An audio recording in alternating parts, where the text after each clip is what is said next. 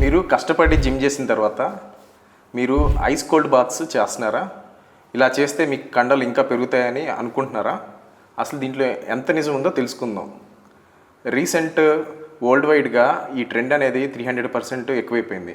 ఈ ice cold bath gym చేసిన తర్వాత ఒక 3 నిమిషాలు కనుక మీరు రోజు చేస్తూ ఇలాగ 12 వారాలు కనుక చేస్తే మీ యాక్చువల్గా మజిల్ మాస్ అనేది తగ్గిపోవడాన్ని గమనించారు. ఆల్మోస్ట్ 200 గ్రామ్స్ తగ్గిపోతుంది. సో దీనికి గల రీజన్ ఏంటంటే మన న్యాచురల్గా మజిల్ బిల్డప్ అవ్వడానికి మనకి ఇన్ఫ్లమేషన్ అంటే హీట్ అనేది కావాలి. ఇలా కోల్డ్ బాత్స్ చేయడం వల్ల న్యాచురల్ రిపేర్ ప్రాసెస్ అనేది హాల్ట్ అయిపోతుంది. అంతేకాకుండా ఈ కోల్డ్ బాత్స్ వల్ల మజిల్స్ కావాల్సినంత న్యూట్రిషన్ అండ్ ప్రోటీన్ అనేది దొరకట్లేదు. సో నెక్స్ట్ టైము మీరు జిమ్ చేసిన తర్వాత మీ కండలు పెంచాలనుకుంటే కోల్డ్ బాత్ చేయొద్దు. సో మీరు ఎంతో కష్టపడి జిమ్ చేసి మీరు పెంచుకున్న కండల్ని ఈ కోల్డ్ బాత్ చేసి మీ కండల్ని తగ్గించుకోవద్దు.